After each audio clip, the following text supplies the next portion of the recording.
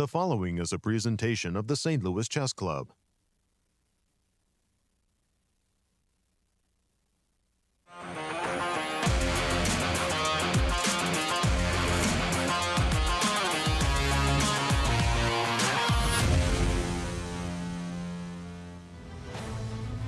Hello everyone and welcome to Ultimate Moves, where 10 of the best chess players in the world and a couple of motivated amateurs will team up in a way that you have never seen before, with a little trash talking thrown in. I'm Grandmaster Maurice Ashley, and it is a pleasure to welcome you to the world famous St. Louis Chess Club. It'll be an entertaining day for sure, as we have some of the top players and a legendary name added in. Let's take a look at the teams. Beginning with Team Rex. We've got Rex Sinquefield captaining the team, of course. World number 2, Fabiano Caruana, who lives here in St. Louis, joined by Levon Aronian, Leinier Dominguez, Peter Svidler, the 8-time Russian champion, and of course, the legendary Garry Kasparov. For Team Mike, we have Mike Lueken, who will be here replacing Randy Sinquefield, who is usually the player. He will be the captain of the team. We also have Maxime Vachier-Lagrave, who recently won the Sinquefield Cup, along with Grand Chess Tour winner for 2021, Wesley, Hikaru Nakamura, Shakhriyar Mamedyarov, and Sam Shankland. The format is 4 games will be played at the time control of 10 minutes with a 5-second increment, and after 5 moves, both teams will rotate players. That's going to be the key. The fact that the players will play for 5 moves, and then another group will tag in and play for 5 as well. Should be an amazing event. Joining us now is world number 2, Fabiano Caruana. And Fabi, you've played in this event before. It's usually a lot of fun. How much does your team want to win? I think we want to win a lot. It's Rex's team, and I think Rex is motivated. All of us are motivated, and it's always a lot of fun. So yeah. How do you appreciate the trash talking element of this? Some guys here are legendary for their trash talking skills. Yeah, I'm looking forward to what Levon has to say. So we'll see. Yeah, it's chess players are kind of quiet, I guess, but sometimes their trash talking nature comes through. I feel like chess players generally are not so quiet off camera. Like a lot of trash talking seems to happen between you guys when you're just hanging out. That's true. Yeah, we're a lot more polite when the cameras are watching us. All right, you also have one Garry Kasparov on your team. He's known not to trash talk too much. As a matter of fact, he's usually the most intense of everyone here. What is it like to have him on the team, knowing that he wants to win probably more than anybody else? Well, Garry trash talks with his expressions, so you can tell what he's thinking. He doesn't hide what he's feeling, especially when someone makes a bad move or a move that he disapproves of. So I think that's one of the things that that Rex and Randy, when he was playing in the past, they were both afraid of Garry's wrath, you know, his judgment of their moves. And you mentioned Levon. He stands out somehow special as a trash talker. Tell me a little bit more about him. Yeah, he's an excellent trash talker. I think he has a lot of experience. And he also has the personality where he doesn't mind messing with people a bit. So. All right, well, thanks so much. We'll look forward to the battle. All right, we will be starting shortly. Again, the mention that Levon Aronian is such a great trash talker, but I think there's others who are more quiet. We get somebody like Wesley, for example, who loves to throw his words in, but you wouldn't suspect it because he's so quiet normally, but he brings that as well. We're going to get organized, we're going to get the players in place, and we'll be back shortly for Ultimate Moves.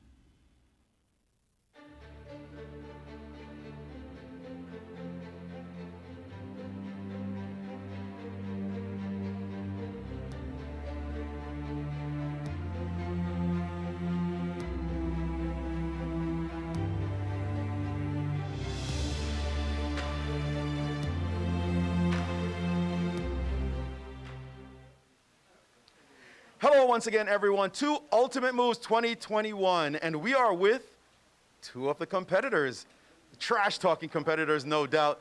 I have Rex Sinquefield, everybody knows Rex, of course, but Mike is new to the show, Mike Lueken, a good buddy, and I'm going to start with you, Mike. I know you're new. We've seen this event before. What are your feelings about replacing Randy and going against your good buddy Rex?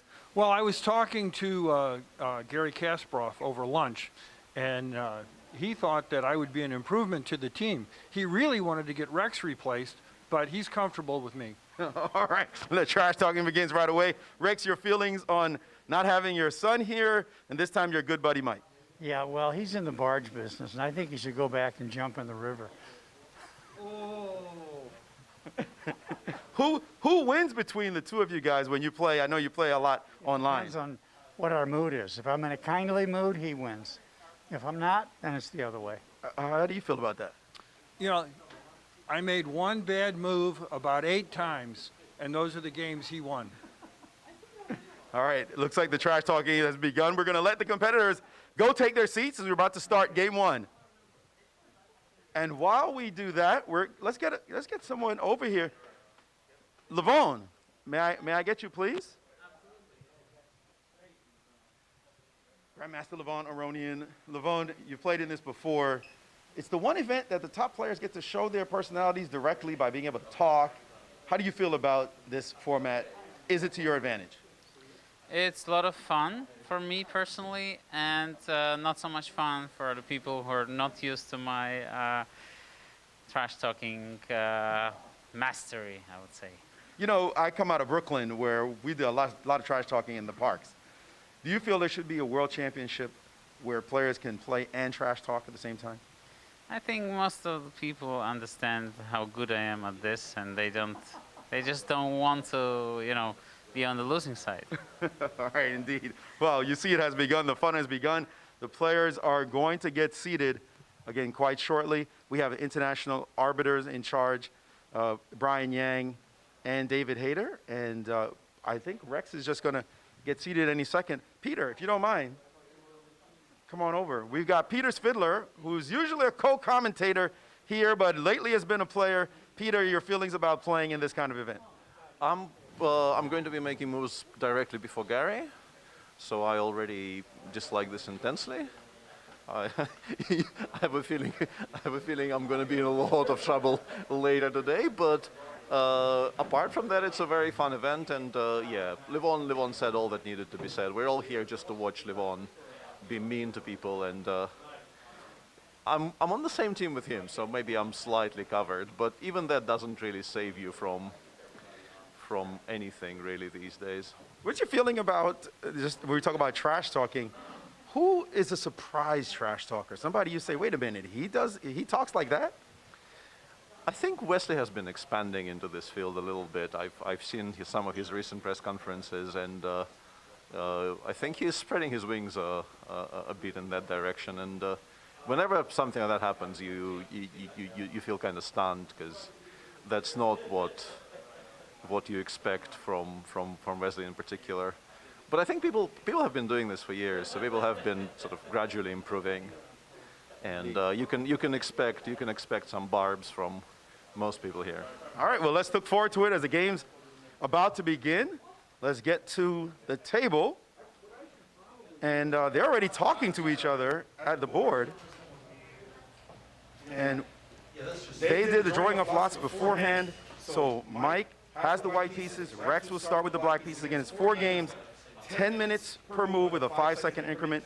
Gentlemen, you may begin the games. And the games are underway. Mike, you gotta play 5 moves. Oh, I thought we just played one and then... Oh, no, 5 moves. You gotta play your first 5 moves before you get tagged in. The clock needs to be started. All right, we gotta pause for a moment as we already have a hiccup.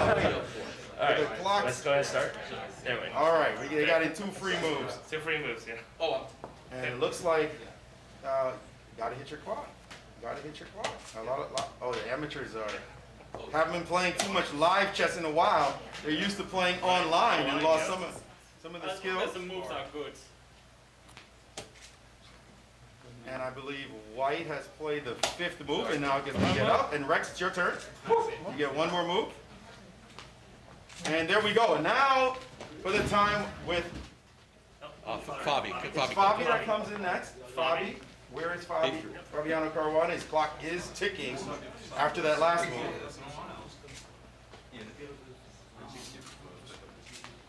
And it's Maxime Vachier-Lagrave, recent winner of the Sinquefield Cup with the white pieces. And they are already intense. Levon, your thoughts on the position so far? I think Black has a positional advantage because we are from St. Louis. So, other than that, I like our position, and I like the way Fabi plays chess. I mean, it's always not his moves, but his manners. It's kind of slow and reserved. You sure you're not distracting him by telling him all this? No, he knows. He knows. All right, well, they do look intense as this last move, Queen A5, has suggested the exchange of queens and also as a pawn sacrifice. Did they play 5 moves already? 4. This is 4.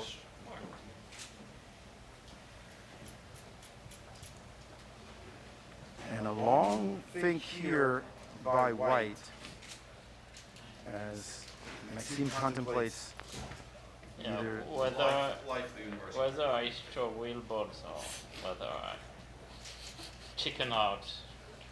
all right. He's thinking about the chickens and the eggs. I'm the chicken.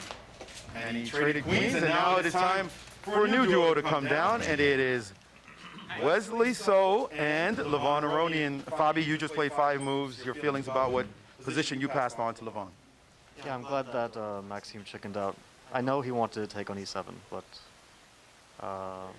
but he probably took his team in mind when he didn't. Are you saying he punked out? Yeah, exactly. And the players are also talking to each other. Let's get another opinion. Sam Shankland. Sam, you're new to this event, right? It's your first time ever playing in Ultimate Moves. Your thoughts about playing and what you've seen so far? Well, let's be real. I'm probably not going to play just because we're going to win before it's my turn. There's only like 15 moves left, and we're just going to give checkmate by then. But yeah, I guess we'll see. I'm not much of a trash talker, but That was pretty much of trash talking. You got everybody's attention. yeah. So we're doing okay so far, but realistically, yeah, this game's going to go another 15 moves, so I will have to play. All right, it definitely is a sharp position right now, and Levon is in thought. Their head on the clock is black, and now a retreat knight back to b6.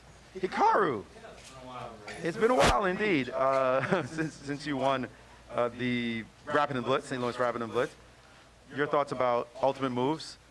It's a fun event. Actually, this looks like the most normal position, I think, out of all the games that I've seen. Just very solid, no blunders from the inexperienced players, and we're just playing a middle game. Looks very balanced. But I think we're doing well. We have knights in the center. You think it's gonna come down to the end game? Yeah, well, we're already in it. We're already in end game. I'm in a deep end game, but yes, touche. Yes, sir. All right, now Hikaru has come down, and Leinier Dominguez. These two battle in the U.S. Championships, and they're also teammates for the Olympic team. This position definitely is very, very solid, as Hikaru said. Wesley, you didn't have too much difficulty in this, having to decide what to do in this position. It seemed very solid, straightforward. Yeah, that's true. When I sat on the board, the queens were already traded, so I was already at home. But I figured we should put pressure on black in this game. It'll also be a nice welcoming for Levon Aronian. Everybody wants to beat Levon. Why does everybody want to beat Levon so bad? Because he's the new guy on the block, yeah. Newcomer to the United States is Levon. Just moved here as of yesterday. Officially. All right, well, we'll make it interesting. Maxime, I see you see you here with a soda. You're just relaxing. I am. I'm just chilling. I mean, I completed my duty. I left a great position. It was even improved after that. So I think we're on our way to win. You think it's just automatic already? Like that big an advantage for White? I just see pair of bishops, and I'm like, it cannot get better than that. All right, well, we see a deep think right now by Leinier. Black's pieces still need completion in some way, as he said, the two bishops could be a factor. Shakhriyar, you have yet to sit down. Are you anxious, relaxed, or just having fun? Yeah, of course, it's very nice to be here. I enjoy and I'm waiting my moves when I will start to play. This position looks like a top-level game. It doesn't look like a couple of amateurs started the game. So far, a really strong game. Yeah, it's very. I mean, normally Maxime start to play this game. Maxime played with black every time this position, but he started to play with white, and I mean, it's a big surprise. I mean, when he started to play with white, this.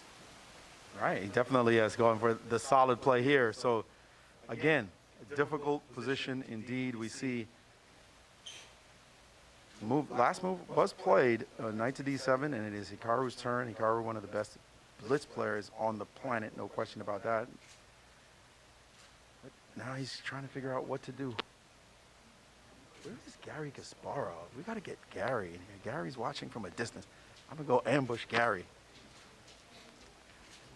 Garry, if I may, the position that you guys have right now looks like very solid. What are your feelings about your chances? I didn't like the last move, knight d7.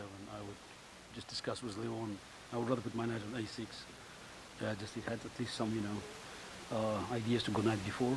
So it's unbalanced position. So looks like black is okay, but it's dangerous because white has two bishops, and and unless we can create some threats on the queen side, so we may be struggling with an unpleasant endgame. All right, knight c4, looking to play the move knight to e3. Your thoughts about that one? But yeah, as I said, it's sharp. So hopefully but now you should start calculating things like g5, for instance. I don't know. Just it's.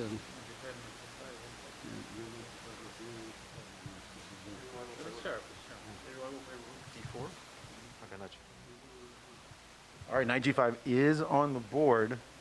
And I mean, the room just got super quiet as though everybody get serious about the position suddenly. Nope. Knight b6 is probably a good move. Knight b6. Because black has so many squares for the knights. So you'll be giving up the two bishops fully, but you'll have compensation? And look, this blockade is good. King goes on f7, so it's solid. So the white's bishop don't have much space. Yeah, black is better. Yeah, the knight b6 is, I like it more than c5 games because he's good at skill. Yeah, they don't think she's good, but pair of knights is not that great. All right, coming into the other side is Maxime. Maxime, they're starting to feel like black is definitely better here. You're feeling? For sure, yeah. I mean, if this, losers win, then maybe. Your thoughts, Laura? Well, Maxime, after all, St. Louis has a lot of French history, and he's contributing, helping the St. Louis team. All right, well, the two bishops now definitely in white's possession, but those knights looking very strong. And a knight can go to d5, a king to f7. So I think white will still maybe try. I'm thinking rook d4 is a natural move. I don't know. It looks like just to create some problems for the knights. And Shakhriyar and Svidler have sat down. Yeah. But after knight b2, what do you do? Maybe b4 or rook to c1. I'm not sure. That b2 pawn has been sitting there potentially hanging for quite some time. And now they're calculating. Yeah, but anywhere is an go rook d2, and at some point bishop f1, and your rook on b5 is not. No, but with e4, knight c4, b2, knight c4. Yeah, rook f2 even. I don't really care. also makes sense for that. Just to have this rook b1, rook b2. Maybe rook b3. Knight b1. Rook b3, knight d5 is strong. That's the problem. All right, players are getting into this game. Very complex, great position for them to be playing, and the clock ticking down now, 5:37 for white, as Shakhriyar tries to figure out exactly what he needs to do. Does not want to alter the position negatively, of course. No one does, and Garry Kasparov will be sitting down following Peter Svidler, so pressure there as well. Rex, you've been watching this. You guys started, but this game has gone way beyond what you could have supposed. Yes, it has. I think White's really confused. You're talking about Shakhriyar Mamedyarov. Forget the white pieces. You think he's confused? I think the whole team is. Still going. Mike, you dropped your 5 moves down, but this game looks like it's on another level. There's no question about that. I like the fact that Black's got the doubled pawns, and I do like the 2 bishops, so I'm comfortable with that. All right. Noting the weakness. And a pawn on b2. Captured by Peter Svidler, ramping up the tension in this game. Is that a greedy pawn to capture? And 1 pair of bishops now off the board, and a straightforward trade of rooks now being offered on the b line, as it will be very difficult to defend the knight on b6. This game has definitely changed dramatically. Hikaru, did you like that capture on b2 by Black? Well, I thought bishop e4 was trying to make a draw, a little bit dry. I thought bishop h3 and e4 was kind of more interesting. I mean, I think now it'll probably just be simplified into some kind of draw, I think, so it won't be super exciting. But What do you think? You think that the complications will be simple enough once the amateurs sit down? I think it's probably easier to play for white, maybe, because pawns are fixed, so you only really have to focus on the rook and the bishop, so maybe easier for white to play. Maybe for us it's better, but should be a draw. We'll see where we are in 10 moves. And Garry will be sitting down momentarily. Let's get that moment as Sam Shankland gets to play against Garry Kasparov with a big handshake there. Big moment for him. And Gary's intensity is clear as Sam now plays bishop to c2, trying to eject the knight from the a4 square. And Gary's fighting spirit is on full display already. You can see in his posture, his intensity, his focus. He wants to play the absolute best move to maintain some chances for Black. But that b pawn looks like it will drop no matter what. Deep in the heart of the position, but it looks like it's going to go any second. So knight c3 played, and quickly taking on e2 with check. Of course, Sam trying to decide which is the correct square. Is it f2 or f1? And he's decided on f2. Garry dropping back, and now the pawn on b7 is not quite hanging, as the c2 bishop is hanging at the moment.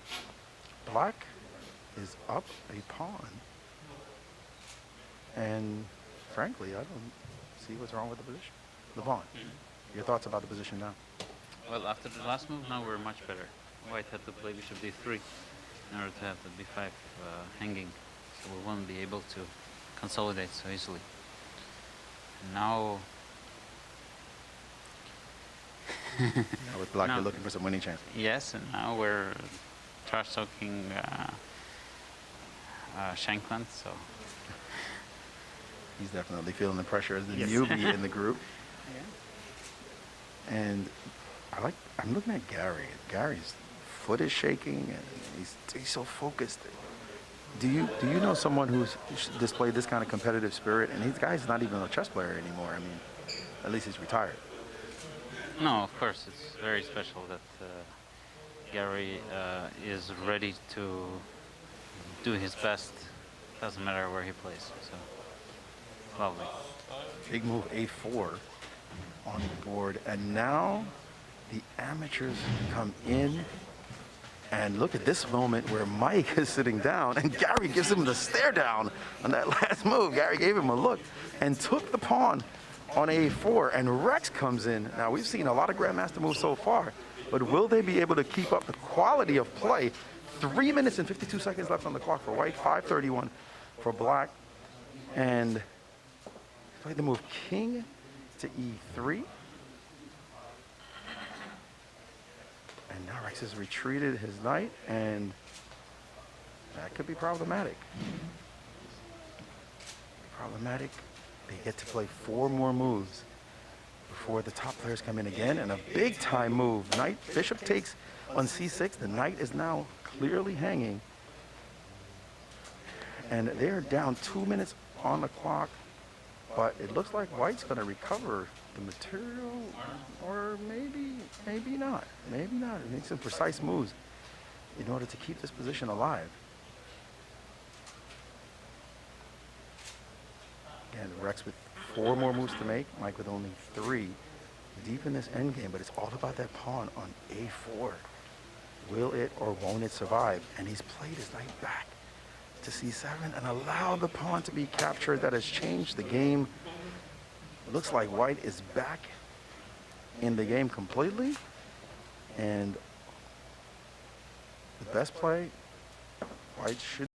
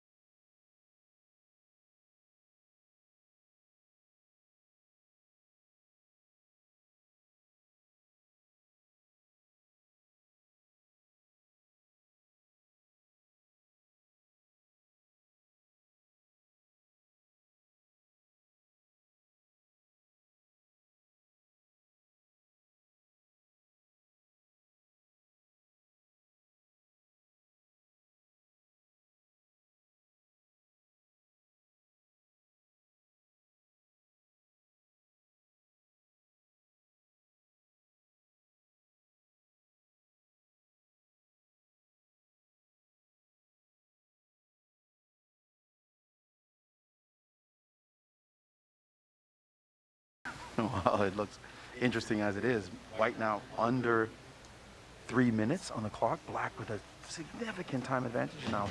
Rook to B5 as Wesley Actually, jumps probably in. winds down the game. I mean, once again, the game will continue, and we probably do get to move whichever it is. 55, 45, I can't count. But yeah, Rook B5 now allows 95, which I think should make what I assume is a comfortable draw. Doesn't look like Fabi wants to play the move. Objective. Is he looking for an alternative? It looks like that's the smart money move, just to wind down the game. No, I don't think there's. I don't think there's much of a choice, honestly. Anything else would have put us in severe danger, I think. And now F4 is hanging, so that piece must be captured. And it looks like we are getting down to that equal position, more trades. Players are laughing now as they realize that no one's going to blunder this kind of end game anymore. We'll probably see more trades. Well, and there we go. A couple more trades. Check. And Wesley just trying to decide where to go. And E6 played, allowing a check that will win the E-pawn, but will not be enough to win the game. That shouldn't be enough. Depending on the move count. And now White up a pawn for the moment, and Hikaru trying to keep the game alive somewhat, but it's pretty clear that this one should. Hikaru's trying to make the game as long as possible. we reach move 50. Yes, they definitely want to. Since White is the one who is ahead right now, we will see now with the clock ticking down. Remember, Rex and Mike are still due to come in. I don't think we've ever seen players come back a third time, the amateur players come back a third time. And here we see White maintaining the game as much as possible. This is the new strategy because White is the one who's ahead. So they're going to see whether or not they can make the players suffer enough as Garry comes in next. And after Garry is done, we will see the amateurs come back. Will they know how to win this or draw this position? It's really up to Black to draw the game. It is definitely a known drawn position. Grandmasters would accept the draw, but will Rex be able to follow the lead and deal in this position? And here we go. Mike is coming in, Garry is leaving, and this is where the tension is at its highest. What will happen right now? Plenty of time on the clock, but this is a well-known Philidor's position, and this is the critical moment right now. And Rex shows his mastery of this endgame, bringing his rook all the way down. That is the key move. They did not want to see that move happen. There's still a few moves to go, of course, but we'll see how Rex handles the rest. Fabi, your feelings about Rex right now is he looks like he's got it down pat. We can still win this. With Black? I have some hope. It looks like, so mistake in the move there. Oh, Rex seems to have this. Rex is showing this down without any question, and we're seeing a repetition as the checks are occurring. And I think that's it. And I think that we're going to just see a repetition of moves, and that's going to end the game in a draw. An incredibly tense affair. Yes, they're going to call it a draw after the players' amazing first game. Other than one blip where Rex had a chance to win a piece. Mike, you're feeling you survived, you dodged the bullet where Rex could have forked your piece and you would have lost the piece. Take the bishop, but you got to consider who you're playing against and play accordingly. Rex, you're feeling about the first tough game that was a draw. What are your thoughts? They got off lucky. My engine was running on one cylinder, so what do you expect? All right. Well, indeed, a very tense game. Again, with that one blip, but very well played. We're going to come back in a few minutes to start game 2. Just in a moment. Stay with us for Ultimate Moves 2021.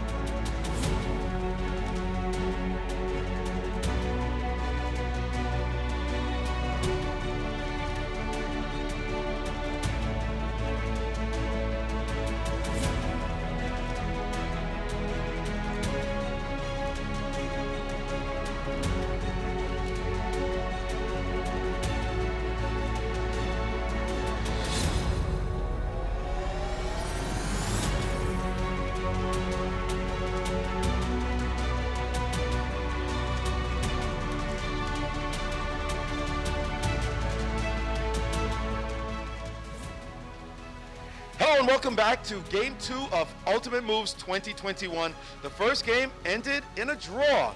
Very interesting game. There was one big moment, of course, that Black could have won a piece, but that moment passed, and the game was tense and ended up in a rook and pawn standard draw. We're going to start Game 2 right now. Let's get started. This time, Rex has white, and Mike has the black pieces.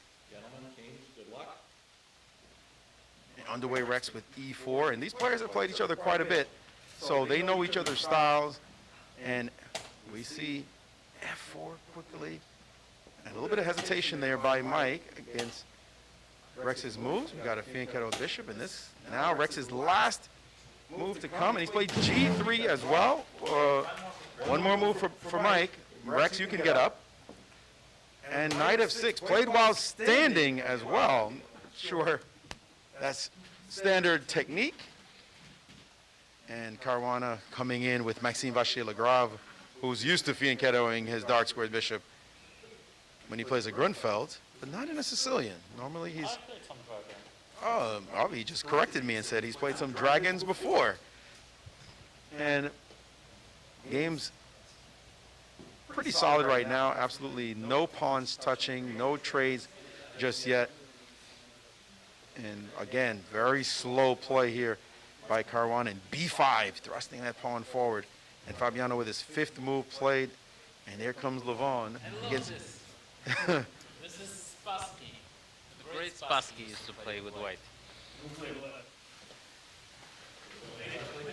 And now Wesley so coming in as well. 98, very cautious move.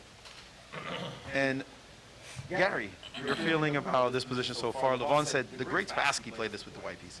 Yes, I think he's recalling the Spassky-Geller quarterfinal match. So Spassky crushed him by playing this close Sicilian. So it became very fashionable. But it's a double-edged position. But white has attacking opportunities. So now it's. But it's not again. It's not easy because black also has a very strong bishop, and the plan for white is basically to bring the queen on h4 somehow, and then just make sure that. Oh, he's listening. And he's listening. Your feeling. If you had to pick a side, which one would you want to be? I think I would take white because I think this is. Ooh. At some point you have to do. That's a serious move he just played, stopping the queen from going to h4. Yeah, I think that's maybe that was the only one.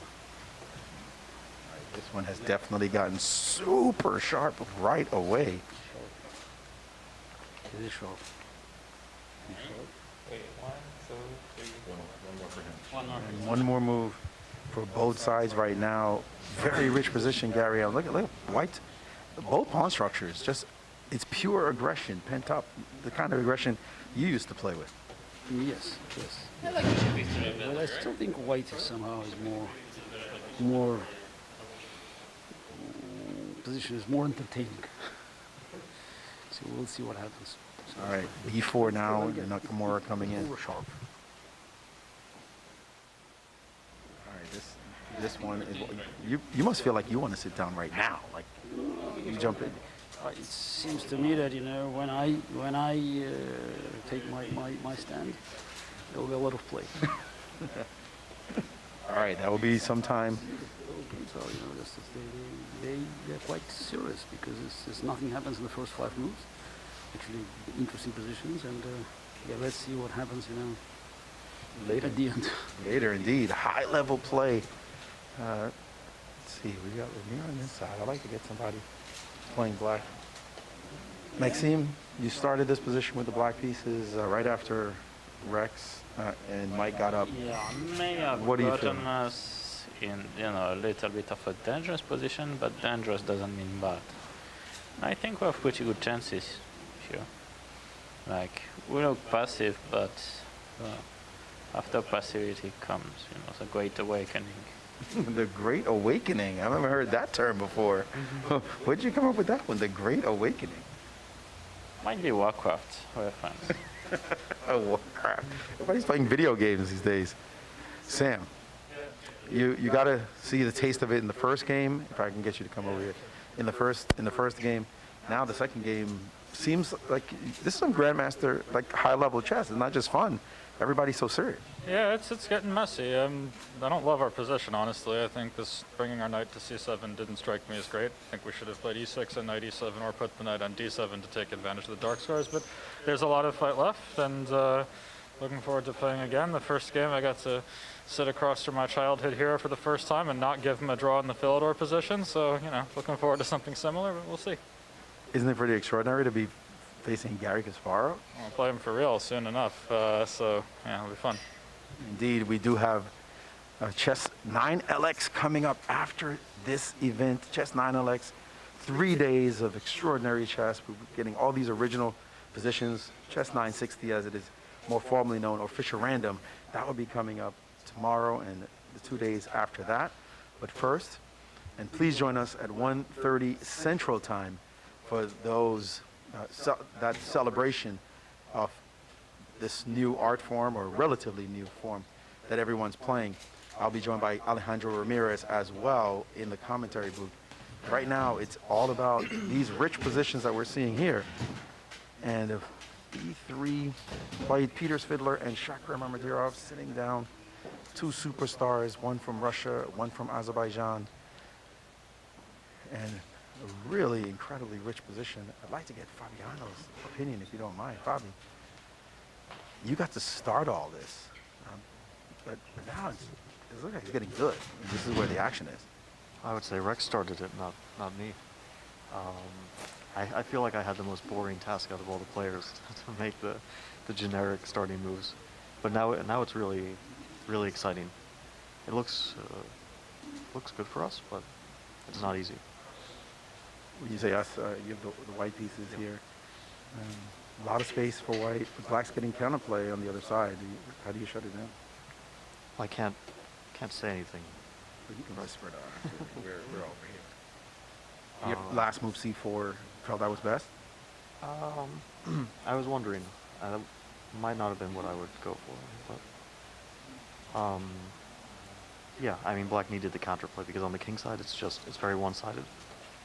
Basically, if black doesn't do something, then slowly he gets rolled over on the king side, so he has to start some play. Yeah, Shakhriyar is the kind of player who likes to play sharp chess. You feel he's suited for this task? On the last move, knight to b5 and now bishop a5 in between. Yeah, I think black is getting a more or less playable position, which I wasn't sure about. I think the bishop on g7 has more futures than the bishop on g2. A bold prediction. Why do you feel this bishop on? Well, your bishop can. Thank you for that, Maxime. he just overheard you and shut down any bishop h6 opportunity. Coming later, it's a great awakening. Doesn't come now, but in a matter of 20, 30 moves maybe. We will keep our eye on the g7 bishop, as the mind of Maxime is in Warcraft right now. It's not chess necessarily, or both at the same time. But the clock doesn't seem to be any factor right now, as they're both playing fairly quickly. White does have less time, for sure, but enough time for both of them to be thinking about this position. We see Shakhriyar getting deep into some ideas. And yet, Leinier, we haven't spoken to you. How have you been enjoying it so far, and what do you think about this position? Yeah, in general, it's always super fun, this event, and so far we had interesting games, very fighting games, interesting positions, and this one too. I think, I mean, I liked our chances previously. Maybe we the last 10 moves or so were not as good as I was expecting. But you guys are playing the white pieces, just to remind the audience here on white side. But still looks like looks like decent chances for us, and I trust my team. We've been playing a lot of chess over this summer. So far, you've been playing a lot of chess, and now you get to play this as well. You looking forward to Chess 960 tomorrow? Yeah, I'm looking forward to the event. I always enjoy the 960. It's a very nice game where you have to think from the start, which I like in general. So I'm very much looking forward to it. All right, we'll let you keep thinking about this position. And white was way down on the clock, but it looks like Mark's been thinking quite a bit about what to do next. And a little bit, maybe surprisingly so, Levon, Shakhriyar has been deep in thought. He had a 2-minute edge on the clock. The time has ticked down. Why is he taking so long? I think that you have to like come up with a plan, and the position will mainly depend on the next couple of moves. So he wants to try and find the most precise way to put up some pressure. But I think we're doing okay with white. I cannot say that we're better, but we're safe so far. He's just played a very aggressive D5, creating D5 is very interesting. And a lot of tension, also sacrificing momentarily on the D5 square. if this move was played without any thought, I would probably think it's a blunder, but since there was so much time spent on it, it's probably a very interesting idea. I think now suddenly everybody went quiet. Maybe both a blunder and an interesting idea. This move Sometimes certainly. you wonder and it works out. It's kind of a sacrifice because I can take on D5. Well, I'm not sure we're hearing your whispers with the mic, but let's move away a little bit and get your more insights. Because I think now we can take on D5 and then take on G6 and play Bishop B4, and then Queen G2, kind of protect the pawn. The pawn on D5. Yeah. But it, of course, a lot of depends if Black can play Queen F7 and then Rook D8. Bishop is on A5, I guess. So, no, it's a tough decision for Peter to make as well. Yes, it's indeed. an interesting concept, D5. Extreme sharpening of the game. And who goes after Peter? Will be Garry will have the white pieces, and Sam will have the black pieces, so that matters as well. Sam, if I may, Shakhriyar just anteed up the tension with the move D5. You're going to have to play to follow it. Are you feeling comfortable with him doing this? Much more comfortable with him doing that than sitting around and waiting to die on the king side with nothing happening. We'll have a sharp game, and I'm looking forward to it. Are you going to have Garry on the other side, though, trying to kill you? Your thoughts being down a pawn for the moment? Did he take it yet? No, I mean, if it happened. Oh, well, we'll see. I don't think we're going to stay down a pawn. I'm much more worried about king safety than I am about the d5 pawn, but we'll see if I can keep him safe. All right, it's going to be your turn momentarily. And so now Garry at 5 minutes, less than 5 minutes, and Shakhriyar needing to decide, as Peter did not capture the pawn. Peter, why didn't you take on d5? I didn't see bishop before in the end of that line. I didn't want to allow bishop b7 with tempo. I didn't see a good follow-up, but yeah, FGH, d bishop b4 may have been quite strong. There's like 3 different directions I could have taken after d5, and it's difficult to choose one. There was a greedy way of playing queen b4 because it actually wins the pawn on b3, I think, but it gives black time to develop some initiative. Or I could have played g5 actually. It's an interesting move on every single move there. So it's an insane position. Yeah, it's an incredibly difficult position to play and a fun position to play. But yeah, like in this time control, you just have to take a kind of a gut decision. And I think in the inclusion of bishop before rook f7 keeps our options open, and I thought it improves our position in case if we want to play g5, for instance. So I thought it was a decent choice. But yeah, I'm pretty sure that I didn't really get to the bottom of it. You also have to pay attention to the clock, because I don't think I can pass this position on with 2 minutes on the clock. So Right. Absolutely. Well, definitely.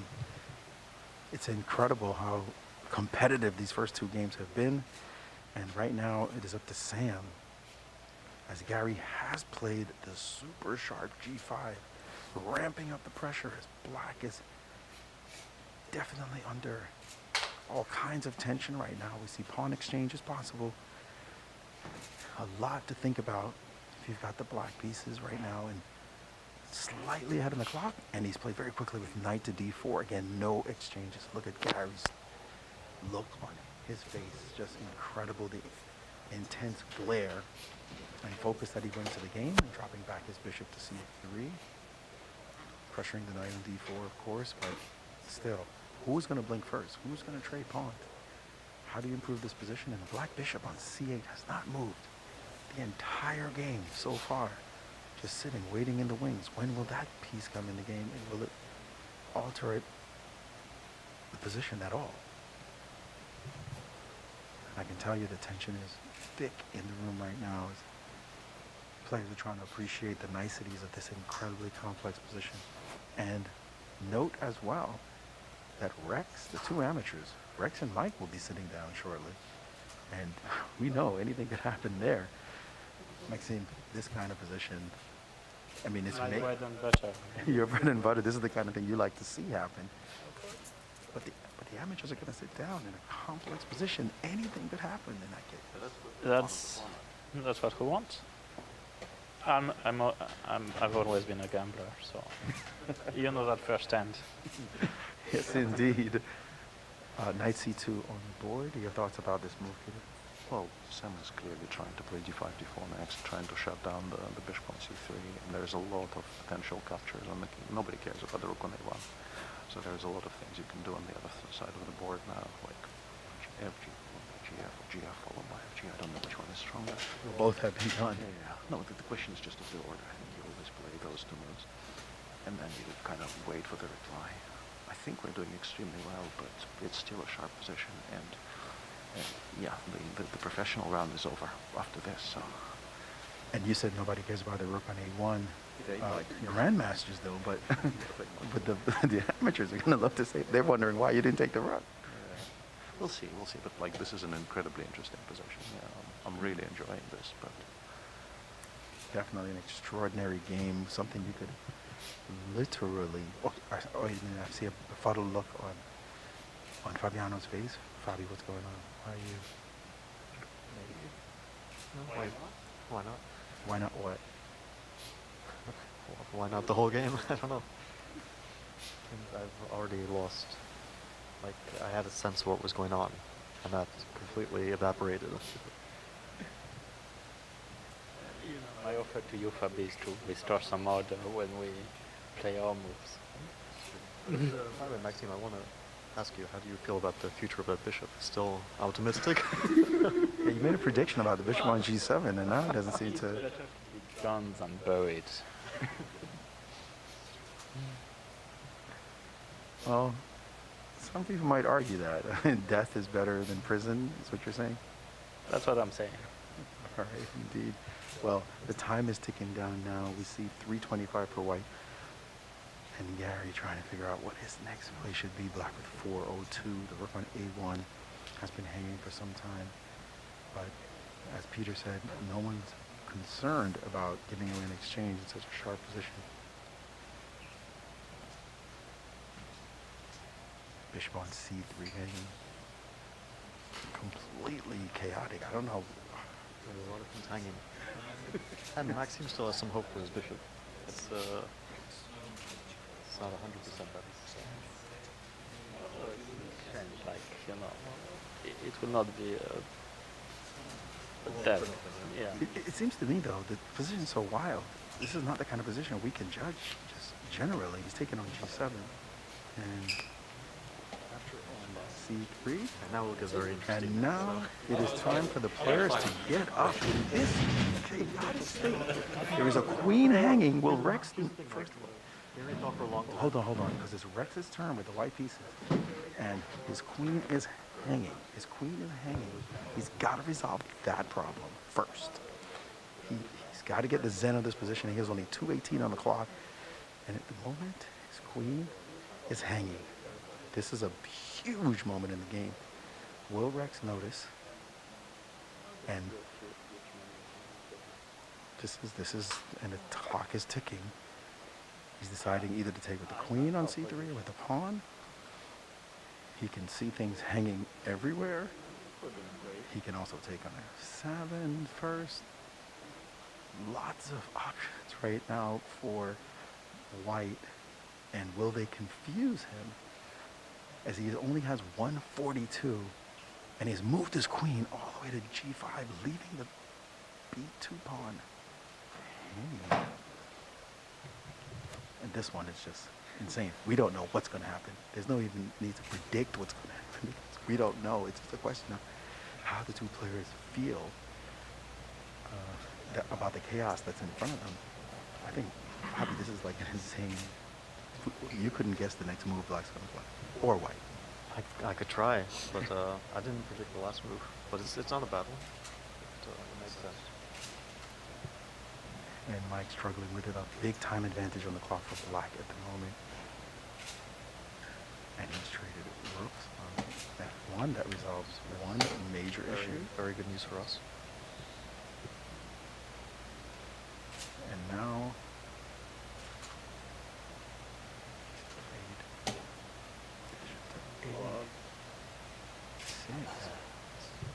what a move. Checkmate, so that's an important move. Big time find. As there were serious threats brewing in the position. Now Rex has to decide if he's taking the pawn on C3. That's giving the B pawn a chance to scoop down the board. This it's too sharp even for us. It's an insane, totally insane position. Mike, good friend of Rex's. They play all the time together. And can he solve this problem and get bragging rights against his friend, as this position is so incredibly sharp? White has a pawn sitting on G7. Black has a pawn B3. That one threatening to potentially queen, but White generating major threats in the position as well. But the clock ticking down, and we'll see the Grandmasters come in momentarily. Fabi, these two guys standing in front of me right now will be playing shortly, so they can't give away too much information about what they think about the position. The next two moves can evolve dramatically. Bishop takes on D3, and we're under attack. And was that Rex's fifth move? Fourth move. And there, go down. Rex has to deal with this pawn. What do you think was a great awakening? Well, your bishop is long dead.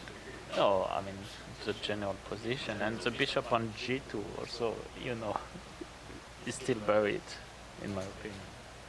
Yes. All right, rook to B1, and Rex is time to get up, and Fabi's to go in. Rex, you have to get up. Mike, you have one more move. And in an incredibly tense moment as Fabi sits down, and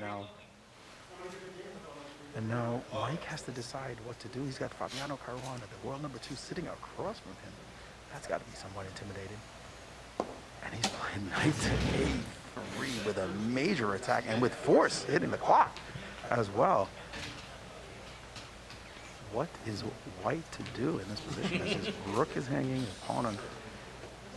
He's just played queen takes E5 and allowed queen A7 check. A massive blunder. Like queen takes win? No. A big blunder by Caruana. Queen takes G6 was much better. He's just dropped the rook on E1. It's not a bad thing. Definitely a mistake by Fabiano Caruana. Peter, that was good news for you guys. That's sorry. You're sorry, bad news for you guys. Yeah, not the most stellar of news. Yeah, I think we're in trouble now. Putting it mildly, because there's just no counterplay, and we're down a full rook, and the pawn on B2 is still alive. So yeah. Rex, you should put some sense in Fabi. Yeah, Fabiano made a horrific throw there. Yeah.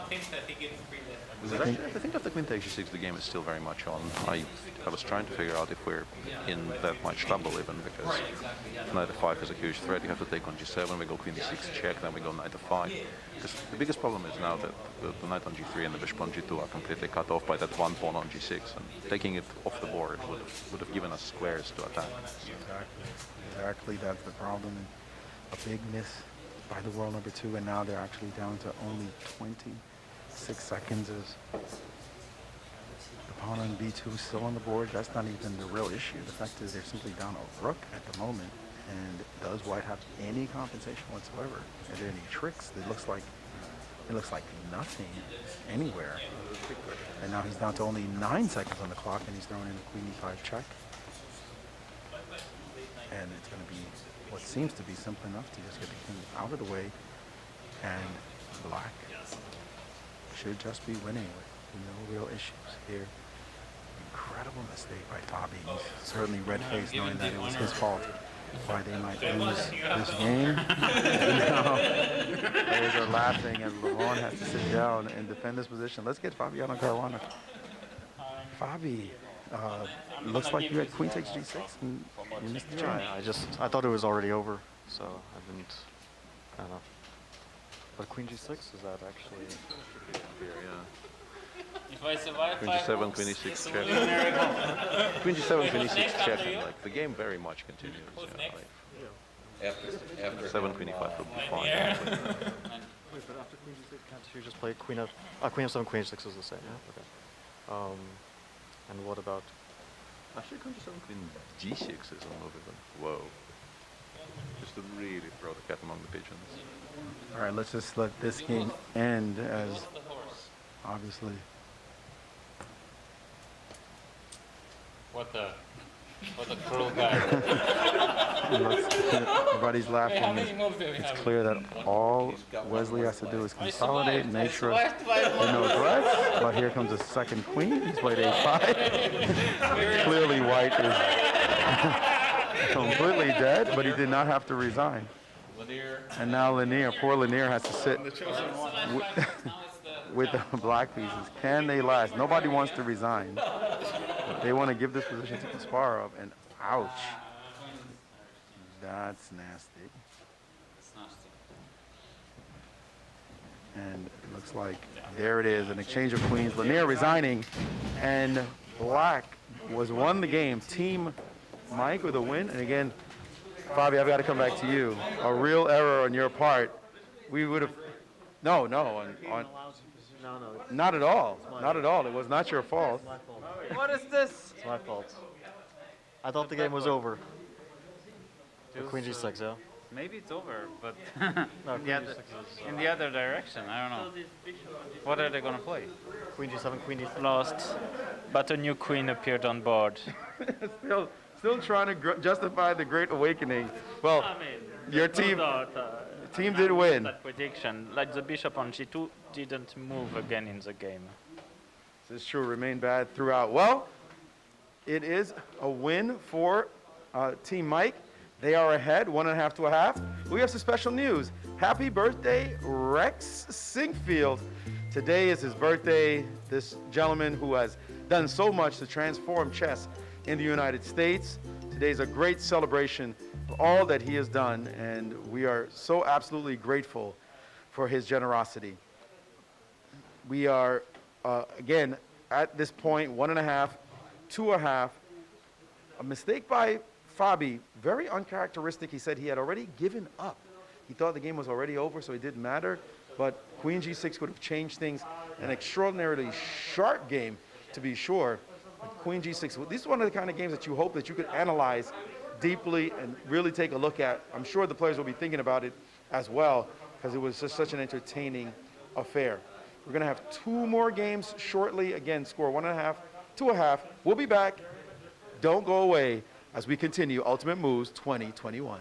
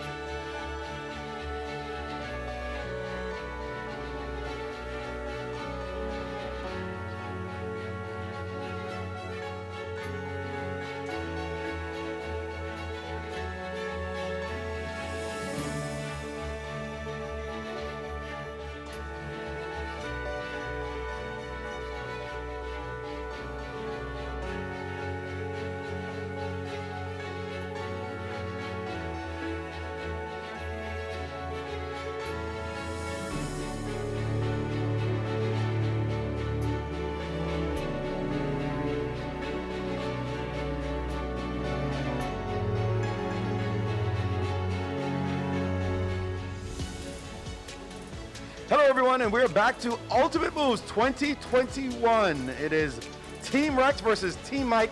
At the moment, Team Mike is winning 1.5 to 1/2. The first game was a fighting draw. The second game decided by an uncharacteristic mistake by one Fabiano Caruana, and that has given Team Mike the lead. We will see how they bounce back in this next game. And join us tomorrow as we will begin Chess 9 LX, better known as Chess 960 or Fisher Random, where the positions, the players don't know beforehand, so preparation doesn't matter at all. It'll be very exciting as all the players here will be playing again tomorrow as well and for the next 3 days. Well, we're going to start our next game. Game 3, we have switched colors yet again. Let's get right to that and start that game. This time Mike with the white pieces and Rex with black. And let's, the players seem to be just casually waiting. The openings have gone really well so far. All right. We'll see whether or not they can maintain that opening accuracy. And at the moment, there have been a couple of unconventional moving with one hand and hitting the clock with the other. I guess it's allowed. I don't think it's... You're talking about me again. I'm sure that should be allowed, but here we go. And, all right. All right, there we go. They're back to standard technique right there. And will we see another fianchetto there? Oh, beautiful. Quite interesting setup. And now white. And that's the 5th move. And here comes Vachier-Lagrave. And Rex has played his 5th move. And Fabiano Caruana enters the fray. And a quick C3 played by Maxime. Levon, you guys are down in the match. How are you going to come back? It's temporary, and we're generally a better team, so we're expected to give them some chances. You will see it in this one. All right, Queen B3 hitting the pawn on B7, and this is the second time that Maxime has gone pawn chasing, and the second time that he's ignored the pawn. This is the second time Maxime is getting a losing position with white out of the opening. Which is becoming somewhat a beautiful tradition. We all know Levon as a way of overstating. I know you're good friends with Maxime. You've told me you love when you beat him. It means it's quite special for you. I think, yes, playing and seeing Maxime, and especially, you know, feeling that he understands how much better I am than him, I mean, it just makes me happy. So far, it doesn't seem as if he's too rattled. No, he knows it, so that's the beauty. Maxime, your good buddy here is saying that it's a special moment when he beats you because it shows that he's a better player than you are. Your thought? Well, I think, you know, it's hard to, you know, get people to chase away their dreams, so I let him have this one. Your position so far in this game? Last time it didn't bring you any good, this 95. You've gotten some D4 openings, not normal for you. Well, I was ready to play any position, but what I see is one knight from Black's perspective that's not doing any great job anytime soon. That's a beautiful piece. That's really doing a lot of hard work. I put it there on purpose. Which knight is worth like your bishop, yeah. We'll see very soon. It might not have been my greatest decision, but we're still better. All right, Wesley, So, and Levon Aronian now playing in another complicated position, Fabi. It looks like you're getting some interesting games from the amateur players. Yeah, this is a good position. Okay. Well, actually, our games are kind of interesting. Yeah? Specifically when we play, we usually get. I know it. But still, it's pretty symmetrical and balanced. You'd say, no? I want to play some good moves, but just. A lot will happen in the future. Yeah. Is the pressure on you guys right now because you've got to tie the match? You feel you need to play an aggressive game now and score a result with the white pieces? Sorry, the back pieces. That's all what you Do this and this. A win isn't a bad result. But we have white in next game, so that's also a chance to tie the matchup.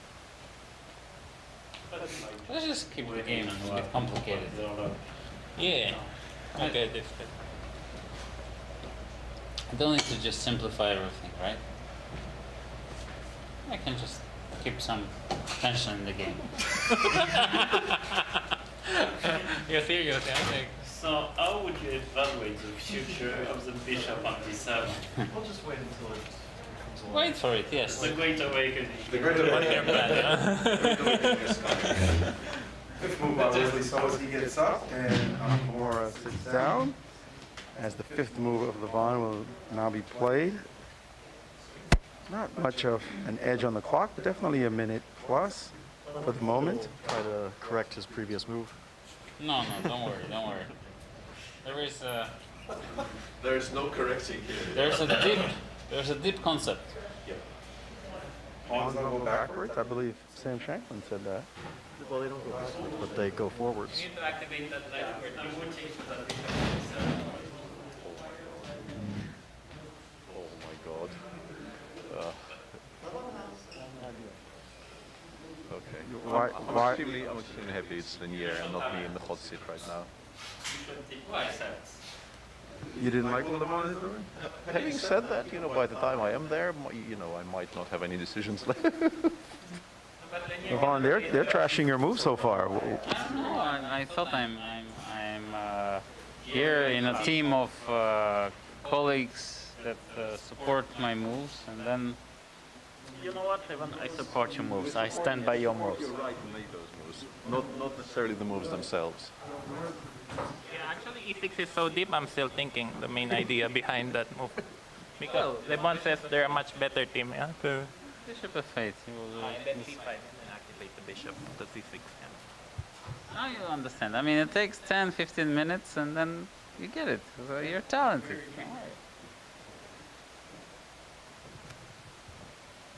Right, Hikaru trying to figure out the best path and is surged ahead with h5. It's all because of the knight on a3. They had the repetition and they didn't take it. No, bishop g5, queen bishop f4, and I thought this was. This is hubris, and now it will be actually fun. They will come. Yes. No, but we were afraid you're gonna play bishop e7. Yes, yes. No, you have a valid point. Leinier going into deep thought, which is not unusual for him, even in a blitz game. It's amazing that he manages to survive and be so good at it when he gets into time pressure a lot. Yeah, I think he's in his own games, the balance works for him of like leaving himself a minute and then actually never making a mistake on a minute in the next 25 moves. But in this particular format, you're passing on the minute to somebody else. So I don't know. I don't know how balanced this strategy is. I'd say so, as he's still deep in thought now, down to 6:50 on the clock, and they're about to be down 2 minutes, and his teammates will have to take care of this. Even Rex doesn't like the position. If you look at his face, he seems very horrified. Rex knows that bishop on d7 cannot be good. Yeah, I think we have to push. Is it? No, not. C5, explosive move, allowing the knight to get to the b5 square. Get Garry's thoughts on this one. Garry, what do you think about the position right now? Well, it's getting sharper and sharper, so we probably winning material, so the pawn on b5 will be doomed. But they try to organize an attack on the inside, so we'll see. So it's sharp. White has a very promising position, but at least we're in the game. So I don't know, maybe what I would do now, maybe play a4 and then rook a5. Just to keep my queen next there. That's one option. Or queen d7 taking the pawn. What do you think about the potential of White's attack? Is it clear to you that White has anything? Or? It's not that clear, but you know, but white will have queen on g4, then potentially this is it's still, you know, I still don't see how the white rook goes to h1, but that's the plan. So rook queen g4, take there, bishop f3, king g2, rook h1. I don't know. It's again, it takes time, but look how much black can do. So this is because it's a little bit tight. I see a trade on It is. g6, resolving the tension over there. But I think we just will see now queen g4, bishop f3, king g2. So that's the. I think that's what we Come down and try to break down the h file. Yeah. So it's the dangerous. What do you plan to do to defend? Not I don't come up with know. a great attacking idea. I don't know. I don't know.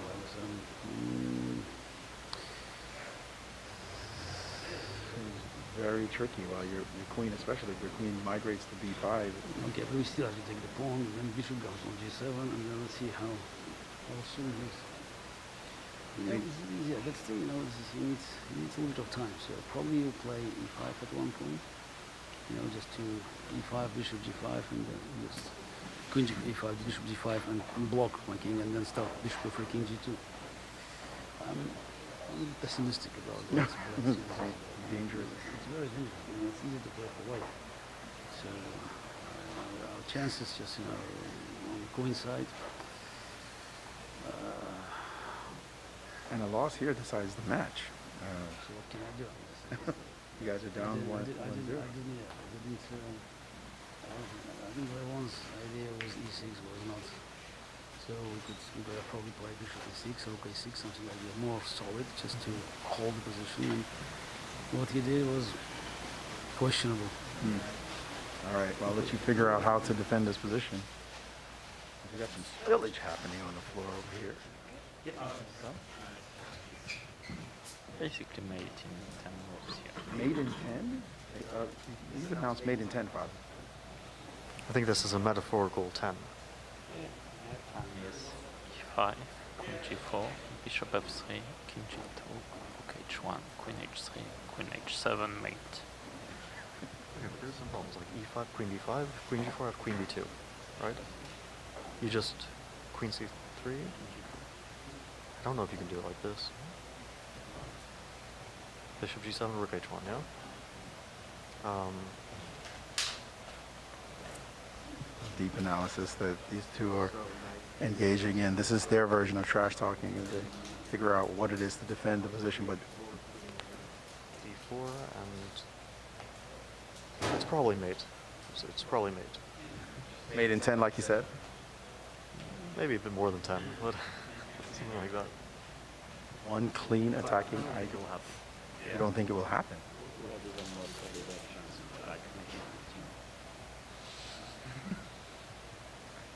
All right, we're getting mate called right now. Let's see. It looks like white has a very promising position. Yeah, well, this is my nightmare, being a pawn down and having a winning attack, because everyone knows I don't know how to checkmate anybody. I can only win boring games, but I can do my best, so we'll have to see. It depends a lot on what Shaq does in the next couple of moves, so he's sort of going to have to decide how I'm going to attack for me, and then we'll see if I manage to screw it up or not. But the last time when I sat down with Garry, my king was in huge trouble, and now maybe I have a chance to be on the other side. So that'll be fun attacking Garry Kasparov, won't it? Yeah, again, I'm not a great attacker, but I will do my best, and we'll see. Maybe I'll mate him. Maybe you will. All right, well, let's these players, and again, Garry is shaking his head over here. We can see Garry not happy at all. And the players are scattered all about. This does have a different feel from last year. The crowd was here last time, packed around. Of course, it's a pandemic, so we don't have anybody able to stand and watch as we had the last time to react. And for the players to play up to as well. Now, e5 played, quick bishop e7 on the board, and white has made his intentions very, very clear that he's going to go straight for the throat. He wants to checkmate. H-file is there, the dark square weaknesses. Can the black king survive the attack that's going to come straight at him? Let's get into another group of players who are, we got teammates and also one outsider. Maxime, you're listening in on these guys. Your feeling? You feel like they're just desperate? I have my own opinions about this position, and while there might be ways to put up some resistance for black, we all know where this is going, and the king on g8 is not going to survive long. It's actually a good move. Rook h8. Yeah, king g7. Yeah, rook h1 and then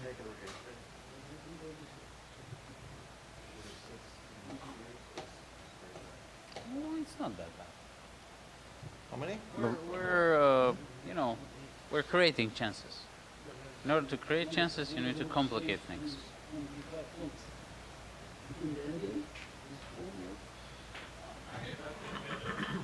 Some chances now? They're arguing otherwise. They're saying black is okay. You know, they can argue all they want. Yeah. What you do? You can wait for bishop g5 even. Rook h6.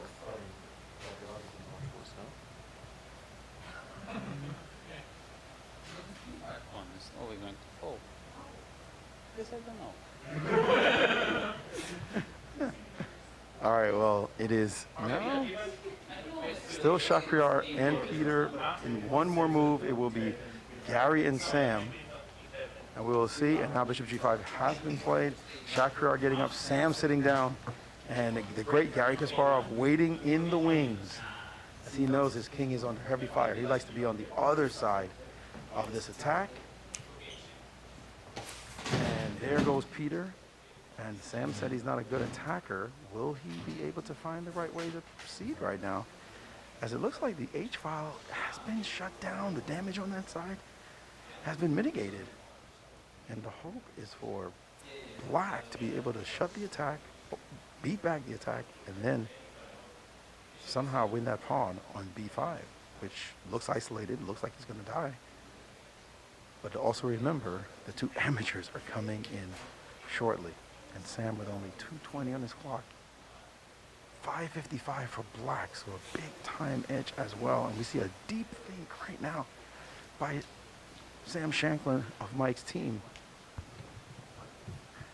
Guys, there's a big think right now for Sam, and he's down to only 2 minutes left on the clock. This is a really good move. This is Repetition. I fear repetition. You just want to draw here despite being 3 minutes up on the clock, maybe 4 minutes up? No, I'm the white side. Oh, you're the white side, I forgot. I see all the American players here, and somehow I think, but you're on the other side. So, Not yet. do you feel, no, not yet. Might get recruited. Not yet. Do you still feel as optimistic as before, Maxime, about your position with white? I mean, I am a proud Frenchman, but I can say that our position has not improved since my bold prediction. So this time my bold prediction might turn out wrong, sadly. Made in 10. Yeah. Made in 10 was a little premature. You have like It really was.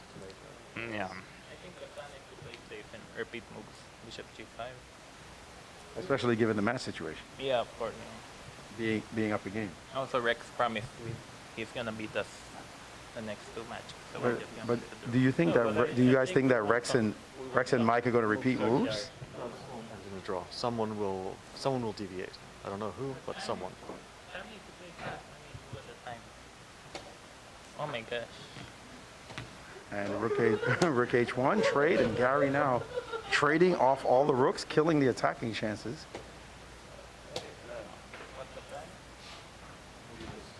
Bishop h6, and I believe only one more move to go before the real excitement starts. As we're going to see the two amateurs go down, and Sam, well aware of the clock situation, trying to figure out what to do next. He's down to 1:15. He's left himself very little time to find a solution here as black is way ahead. 5:40 left on the clock, and finally Sam plays queen f4 quickly, and there goes Mike. And Garry knows it's a responsible decision right now as Rex will sit down next. Is there enough of an attack here for white, or does black take the pawn bravely? Is now ahead by a pawn, and the two amateurs sit down. Garry, that was a big moment when you took the pawn. You took the pawn, and you feel comfortable about giving Rex this position? Look, Okay, fine. Now I'm more comfortable. No, but look, I think this is he had to basically repeat the moves because I wasn't sure that. I thought I would probably take on G5 playing Queen D8 because I thought we had more time. But I was hesitant because I knew that it was next Rex comes in, so I wanted. But right now, just all he needs to survive this. You know, and I think it should not be that difficult. Hopefully, put pawn on a4, bring knight back, b5. And then we can do the rest. All right. Very optimistic right now. And in the meantime, white is under a minute, 51 seconds with black. Team Rex having 5 minutes on the clock. They're up a pawn. This could be the comeback game. And bishop f8 offering a trade. More trades. The merrier, being up material. Great retreating move. And bishop back to e2. Interesting move, be sure. And there goes Rex trading off critical piece. And white's attack is dying quickly as more trades happen. And suddenly black is in complete command off the position with only 52 seconds left as Mike gets up as Rex's next move. Oh, there's almost no bad move to play here, in fact. As white's attack always offers more trades. Great systematic play by Rex. Incredible play. Rex, you defanged that attack pretty effectively. Thank you. And now we see Maxime Vachier-Lagrave and Fabiano Caruana come in. White with only 52 seconds. And the right kind of consolidation could make this the comeback game, force the tiebreaker in game 4. And Fabi decides there is no attack for white. And he goes right for it. And instantly, bishop g4, ignoring the b pawn. He can go down 2 pawns here. Peter, what's going on? Well, we have more pawns, which is important, but there's some counterplay. I thought we could have played more conservatively previous move, but yeah, we're still in control. Yeah. Queen e8. Yeah, we're gonna make you defend. The only worry is that the king might get active, white's king, but yeah, the short Timon thing, yeah, but too long. Now also take the b pawn is going to cause some danger.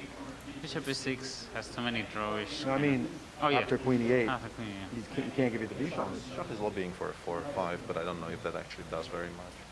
I think if all else fails, we can. I don't know, maybe. Yeah. Forking a fade, I don't know. Kind of a weird position. All right, he just retreated completely. Decided not to do it. Yeah, that's good. And Sam? Yeah. How are you feeling right now? Yeah, I wonder if I could have played that phase better. I mean, it was sort of under my watch that the pawn dropped off, but I thought the position was not great, and I should just start throwing stuff towards the king as much as possible, but then the attack never really materialized. And here, I actually think b5 was not a good move. Or maybe he can just go b4 and b3, but I was thinking that if the bishop can come to d1, we should have counterplay, but I think b4, b3 handles it. So, yeah, this game didn't go as well as I would have liked. It seems like we could have done better. All right, down to 1 minute and 2 seconds for Mike's team. They want to keep that lead, but right now it's going to be up to players of black as b4 and b3 on the board. Total domination, it looks like. How does black make progress? Probably queen a3, a nice blockading move. Very nice. And that ties down a lot of pieces. Probably this last move, maybe he doesn't have a threat. What does black do? Any checks there? Well, black at some moment will take one of those pawns, and then the pawns will start to roll on b2 or c3. So you say a knight sacrifice is the way to win. At some point it will win. I gotta be. The bishop has no squares. Like it can go on this diagonal, but because of the light square pawn chain, it can't ever influence anything on the queen side. Yes. So if black at some point just sacrifices, gets a4, a3, it's just, that's it. All right, let's listen in. Levon looks like he's trying to intimidate Wesley.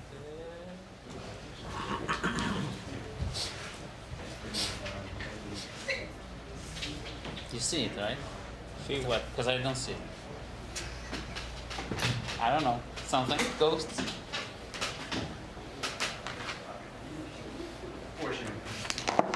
Aha. Go all out, yeah? And here? Just like that? Shouldn't be any good. Yeah, we should have repeated moves when we had the chance. No repetition. I'm going to beat you slowly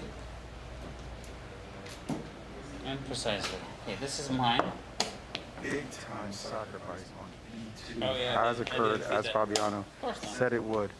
And now So what? a huge threat of just. Well, actually, I'm not Yes, sure and then I exactly. give a check and play queen f3 and then take one of your pawns. Yeah? Sorry. Who's next? That's what. Wait, how many moves? did I That was try? fine. That was first. It's one year. Leinier.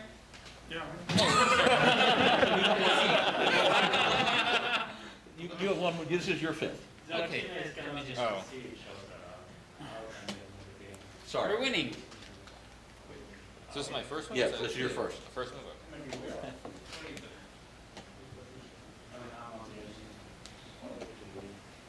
So it looked like the players are not clear on whose turn it was to move at the moment, Yeah. but now can White muster up some kind of perpetual? That was 4. But it looks like this game might have solidified somewhat. Did Black blow this? Seems like it should be a draw now, yeah. What did he do wrong? Did he have sacrifice on B2?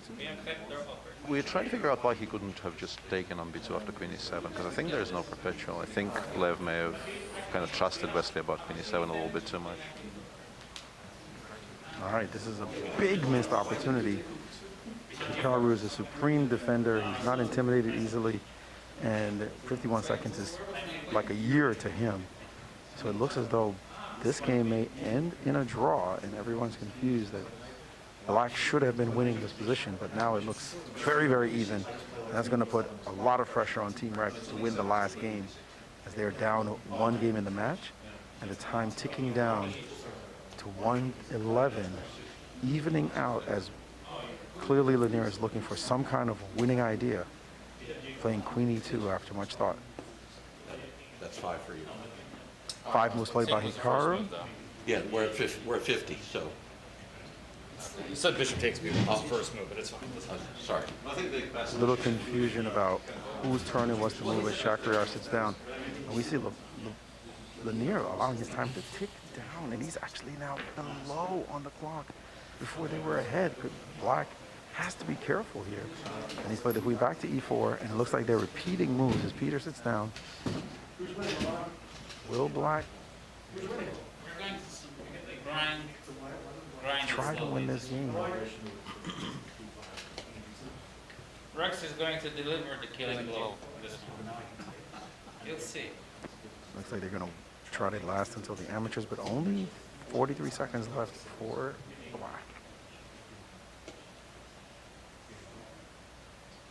Now an offer to trade queens, which cannot be accepted because the d-pawn would promote.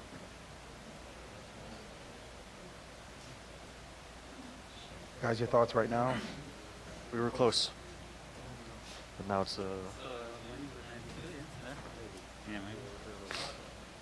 I thought this. I completely forgot Queen f3, Queen c2. I missed that square. All right, well, Garry about to sit down. Maxime, you guys look like you're in a good situation in the match. I never doubted my team. I thought we would already beat up, but okay, we are saving some, suspense for the last game, but we all know who's gonna win in the end. All right. Do you know who's gonna win in the end? I don't know who's going to win in the end. Fabi, he's saying he already knows who's going to win this match. We're saving the suspense until the last game. Your feeling about his confidence? We're going to win the match. He knows that they're going to win the match. I don't think so. I actually think we still have pretty good chances to win this game. And the game has ended in a draw. And that's that. They maintain a lead. Does Team Mike? Mike, how are you feeling right now? Your team is ahead with one game to go. I'm paying attention to the guys on my team. Their morale seems to be high, so I'm following suit. Rex, you guys are in a little bit of trouble. You're in a must-win situation in the last game in order to tie up the match. Well, that just clarifies it. It means we have to win. So he's always on the water in his barges, you know, so he's just trying to stay afloat. You know what I mean? In the spirit of good sportsmanship, I'm prepared to offer you a draw in the 4th game. Negative. All right, that would obviously clinch the match. No such luck. All right, right now, Team Mike leading 2 games drawn, 1 game won. We're going to have one last game to decide it all. Will Team Rex be able to make the comeback here in Ultimate Moves? We'll decide in just a few minutes. We'll be right back.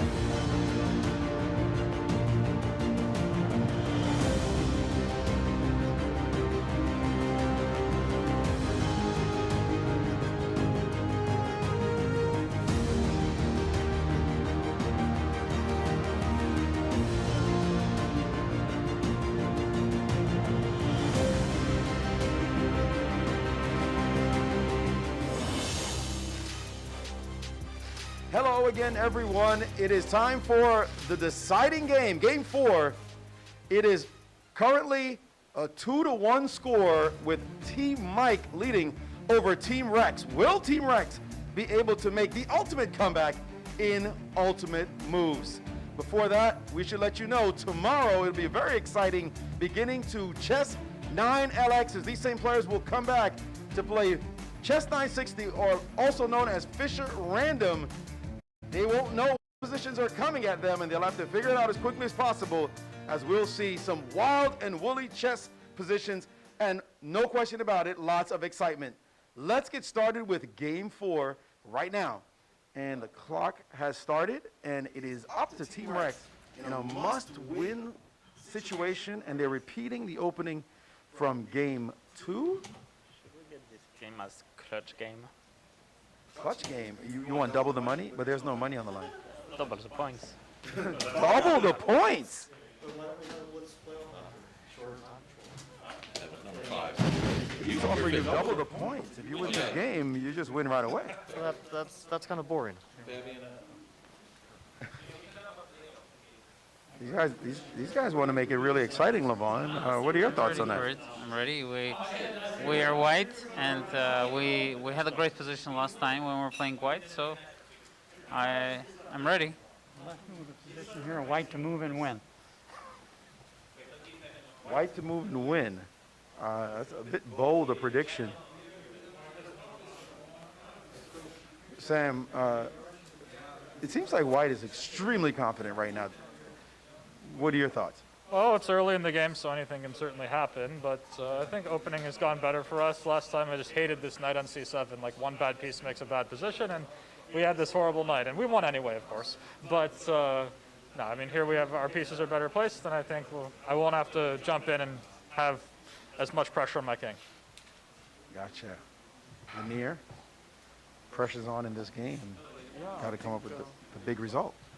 I think the opening is more or less what we need, just a complicated position.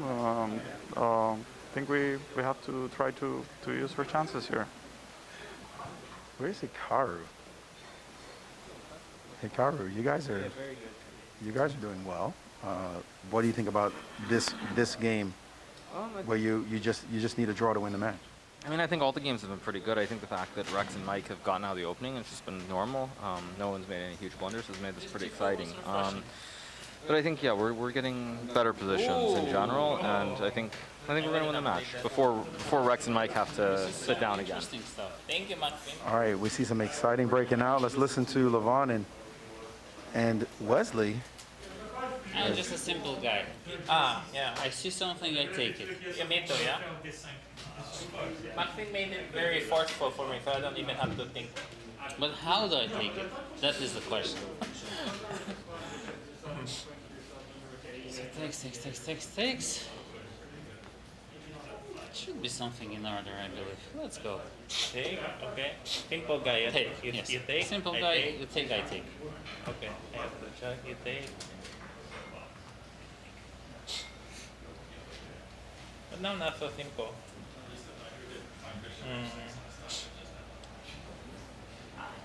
Take. Okay.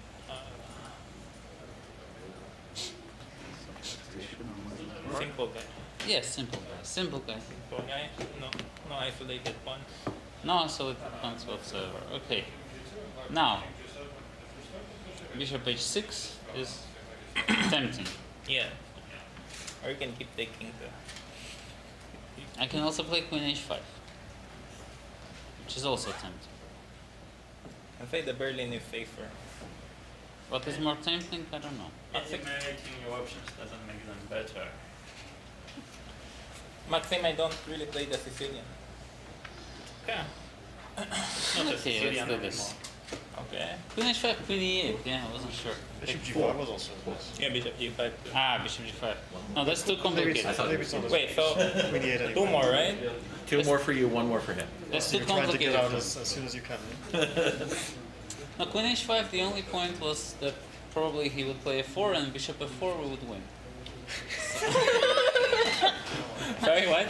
Say again? After Queen H5, the hope was for F4, yeah? No, but actually Queen H1 is because Queen E8 take and Knight B5 is really... I thought about this, I wasn't so sure.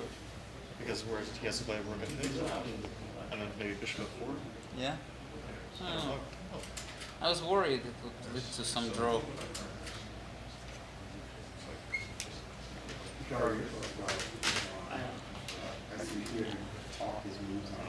Maybe I can mate you, yeah? Probably up there. Maybe Cherish Magnus is comparable, but yeah, Levon is one. Levon is one of the That's best the thing, for sure. I didn't seem to make any mistakes. They seem to have been there for a while as well, the two of them. Okay, this must be good. And it looks like he's played his fifth move, and he has to get up.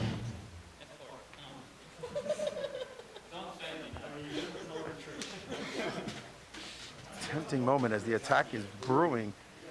Levon, you feel like you've done your duty, a lot of exchanges, but an attack in the position. I think this was generally a good way that Fabiano played with this G4 H3, which is ridiculous, but it caused Maxime to think that his position is much better than it is in reality. Maxime, he's saying that you kind of gave some chances to White. Well, again, I'm building the suspense. And why is our position bad? Also, I was thinking at some point we could sack the exchange, play F4, and just pretend we have compensation. Yeah. This is how I roll, you know. This is how you roll, yeah. This is how he rolls. So right now, it is up to Leinier as... No, here my biggest concern is that we have no piece to awaken. So there's no great awakening because all of our pieces are active already. What do you... Have you heard this idea, the Great Awakening? He keeps talking about it. I think it's a French thing. They're eating too much and sleeping, so they need to awake. That's true. We take our food seriously. All right, well, there's going to be some kind of serious eating on this board as pieces may hang at any moment, but it looks like F4 is finally been played, shutting down some of the lines to the Black King. Despite having extra pieces over there, it doesn't look like your attack is going very far right now. Oh, I think, yeah. We're doing great, I think. Yeah? Yeah. At least we can win some material if we want to. Yeah.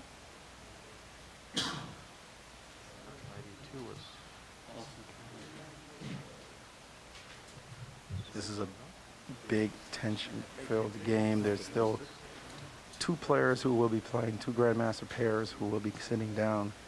And this is a must-win game for the white pieces. Black must be feeling the tension here. Sam, how are you feeling right now? I'm wondering if I'll get to play.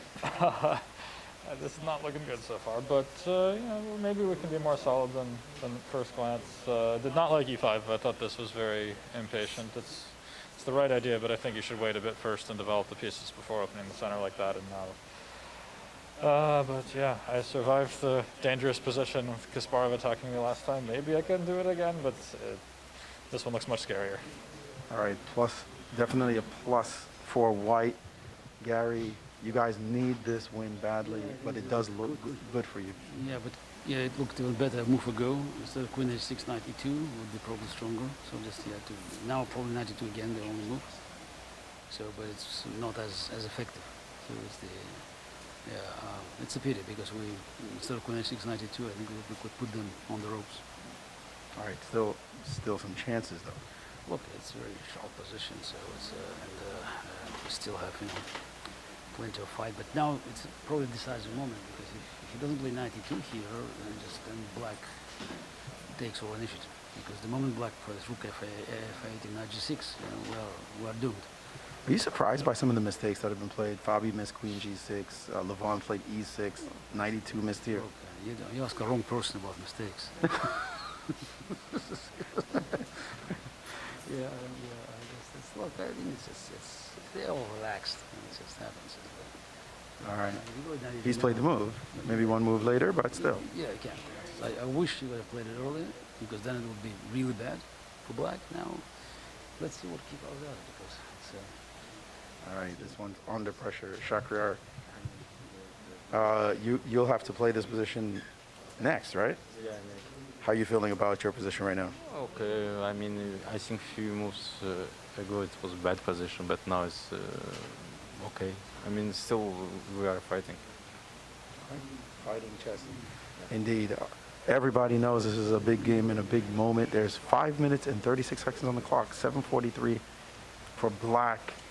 Team Mike with Hikaru defending has displayed knight to g6 and made it very difficult for Leinier, who gets into time pressure. Looks like he's getting into more time pressure right now. What are you feeling, Peter? You guys had a great position, but now it looks like it's a bit of a tussle. Yeah, it's quite unclear now, and yeah, time is also slowly becoming a factor. So it probably will be quite complicated by move 30. So much will be decided sort of in mutual time trouble and past move 30, I think, hopefully. What do you feel about this format? It seems like it's popular with the fans. Players playing against each other, but it's only done once a year, it looks like, anywhere in the world. Do you think it should be done more often? I think it's enjoyable. It's enjoyable to watch. It's fun to play in the right spirit. I think there should be like a decent. Ideally, you would like a balance between people try-harding and people having fun, and as long as you keep that balance, it should be. Yeah. Oh, all right. Peter's off. His turn. Bishop takes on b2. White won a pawn, but black has now won a pawn back. The knights are off the board. And certainly a sharp fight. But black needing a draw more than anything, which will win the match. We have two very interested spectators in Mike and Rex, who will be coming in about 9 moves. Which seems the position will get to those 9 moves. The way it looks right now, the teams are congregating pretty much as teams. We see Fabian, Levon. Maxime, the position was not looking great before, but it looks like you got some chances. I always had lots of trust in my teammates, to repair the damage I had previously done, so we're doing completely fine. Playing in this game, you definitely need to rely on your teammates. It's just parroting what I exactly said a second ago. All right, black definitely making the comeback right now. And Levon, it's not looking great for your team. You need a win. We'll get there. I think we have, we have advantage of 2 bishops, and advantage of 2 rooks and a queen, and that's a good advantage because there is a lot of pieces to play for. So we do know the tension is going to build when the 2 interested amateurs sit down as well. So certainly an uncertain situation happening now. Fabi, your feelings about if you don't win this game, or you're not thinking about it? I think I'll live if we don't win the game, but I'd prefer if we do. All right, looks pretty solid right now. Looks pretty even, but the tension will be about the clock as well, as Rex's team is down to 3:25 as Peter is looking for something to do. Not clear at all how to get any kind of advantage, and he is struggling to find a move. I was talking with disgust about people who are tryharding in these games, but he's been thinking for, an overly long time. And he's finally moved with only 3:06 on his clock. Black with almost 7 minutes. That's unusual to see a giant 4-minute lead on the clock. Shakhriyar can leisurely calculate variations right now, how to shut down what is coming next. This is an enormous pressure on the white side. Peter still with 3 moves to make, 4, Sam and Garry Kasparov come down. Again, we're 8 moves away from the amateurs coming in, and that could throw something strange into the apple cart. We're hearing some trash talking from a different part of the crowd. We're trash talking you, Maurice, because normally you are just bombastic, right? We got to put you 4 rooms away from the players. And now you're up here very calmly analyzing the position, discussing it calmly with the players. Come on. This is a tough crowd. This is a tough crowd. This is Tony Rich, executive director of the chess club. So Tony, normally we have people here, and there's a big boisterous atmosphere, but today it's a bit more sedate. It is, absolutely. Unfortunately, due to the COVID policies here in St. Louis, we weren't allowed to have spectators in person, which is totally the best part of this event. I want to hear the trash talking. I want to hear them mocking Levon when he gets up and has to resign on his first move playing or something like that. So, we're going to make do, but we're still happy to celebrate Rex's birthday with him here today and have a nice, fun event. Absolutely. It's been quite a bit of fun. And I get Joy Bray, who never wants to go on camera. Watch this, guys. Watch this. Joy's running. Joy, can we get a word? There she goes. We can never get Joy on camera. Okay. It is the way it is. Well, let's get back to the action as White is down to 3:03 on the clock. And trying to figure out what to do next. He has 2 more moves to make, and he's trying to keep the tension high in the game.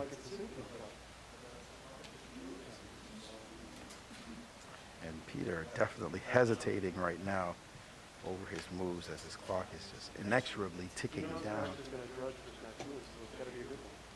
Queen G3, that's move 4. 1 more move before Sam and Garry Kasparov sit down. And I think the players somehow feel a little bit resigned to the fact that it's an even game. Wesley, it feels like you guys feel like this game is pretty much drawn, but at the same time, we know that the amateurs are going to sit down. Anything can happen. Yeah, we just need to wait and see until they come. But today, they haven't been making any blunders. I think Mike's been playing very well. He only made 1 mistake the entire day. So I'm pretty amazed. Actually, that is a very good observation. Are we going to trash talk Randy Sinquefield when we see him next? It seems like, we don't need him up in there. Oh, wow. Kicking the son of Rex down. All right, again, 2 more moves for Black, 1 for White. The tension building as this is a critical game. A win for White ties the match. Will they be able to pull it off? They're in time pressure. And Garry Kasparov ready to sit down in 2 moves. And then we'll see the amateurs sit down. So the tension is building as the clock ticks and ticks and ticks. We will get to some severe time pressure, it looks like, to decide it all. Fabi, why is this taking Shakhriyar so long? Thinking of playing the move Levon mentioned, I think. Which move? Who takes a 4? He wants the sacrifice and with G8 and purely positional compensation. And instead he's decided to be super passive and just defend the pawn. It's our chance. That looked very, very strong for Black, because then bishop on e5 would dominate the game. And e5. And now Levon it's knows a thing or two. Yeah, but now with d5, rook e5, yeah? Rook e5 is the idea. And bishop d5. No, rook e5. All right. Some chances now for White. Why not? Yeah. Rook f4 was very strong, then rook g8 for Black. And then bishop on e5. What do you want me to do? Rook f1 maybe. Oh no, then bishop h6. Oh, that bishop f4, yeah. All right, well, e5 has certainly changed the fabric at the time. Situation is a time now with Garry sitting down with White, and he's got that intimidating look on Shakhriyar as Sam now has to sit and survive against one of the greatest attacking players of all time. As Garry tries to figure out what to do, this is a money game, must win for the white pieces for Team Rex. And Garry trying to figure out what to do here. His time is now ticking down. He plays bishop to g5, attacking the rook on d8. And Sam knows this is a critical moment. The next 5 moves will set up the game for the amateurs. Will they be able to maintain the tension? And now rook to g8, offering a simple trade on f7, but how to win now? And there it is, the trade has occurred. Black's position somewhat compromised by the pawn on e5, and Garry moving quickly. 3 moves played by white, only 2 more before the amateurs sit down. That'll be the wild card in this game. And let's get some thoughts as these players are calculating furiously what happens next. I think we're close to just losing by force, what we're doing now. Well, you're delivering us a win on a golden platter. Your thoughts about that? What's the thought about this position? Is white going to win? White is going to win, but it will take some time.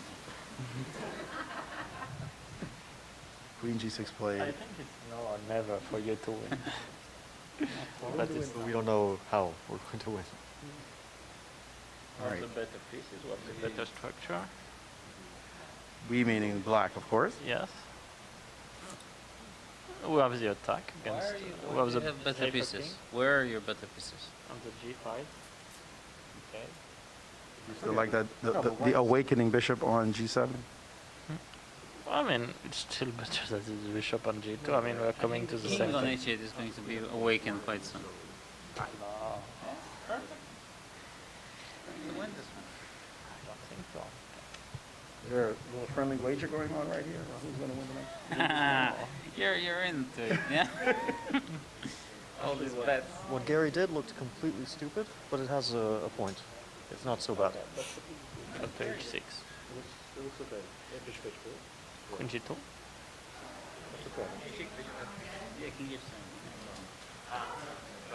And a6 played. Bishop to king e7. And here we go. Now the amateurs come in at a critical juncture in the game. Will they be able to maintain this position before the grandmasters sit down with 146 for Rex, 207 for black? The next 5 moves could be it. Huge amount of tension right now, deciding the match. If Rex's team, the one with white pieces, can win the game, they tie the match. 126 only on the clock as white contemplates what to do next. And the seconds continue to tick down. Only 112 left. Rex still hasn't figured out what to do, and he has opted to trade on g7. That's a big move. And after rook takes, there is the threat of a mate on g2 that white will have to deal with. And he's down to only 102 left on the clock, and now he's under a minute with 4 moves to play. And he's not seeing the threat. He is not seeing the threat at all. The game can be won instantly with queen takes on g2. That would be checkmate. And black misses the mate and sacks a piece out of the blue. What is happening now is pure chaos on the board. He can just take that piece and be winning, but his time is sinking down with 43 seconds left.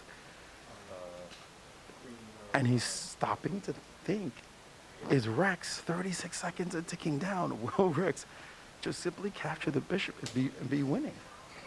And he did not capture the bishop. And all kind of madness breaking out as the players can't believe what's going on. They played such great chess until now, and suddenly they're playing some wild moves. Peter, what can you say about what just happened? It's perhaps to be regretted. Okay, game is still very much on. Let's go. Where you have to give up all your pieces, yeah. This is pure insanity. A mate missed, a free piece missed, and the players are oblivious to what's going on at the moment. Naka, what can you say about what just happened? It happens. Played a lot of games. It happens. These things happen. Yeah, it's very normal. I'm used to it by now. That's pretty kind of you. Yeah. Yeah. Well, sometimes you miss what pieces are on what squares, and you think you see a tactic, and it feels like brilliancy, but it's not. All right. Well, some crazy moves missed, and at least the game is still going on. White is still alive. And here's the last moves being played. Rex, you can get up. With only 9 seconds left on the clock.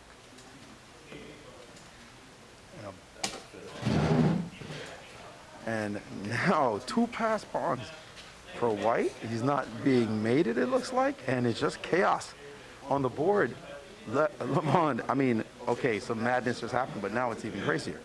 Yeah, it's a pretty exciting game, and well, we can only explain it that our amateur players just got tired at some point because it's tough to maintain this level, to follow it. So, but now maybe we'll have a comeback. I trust in Fabi.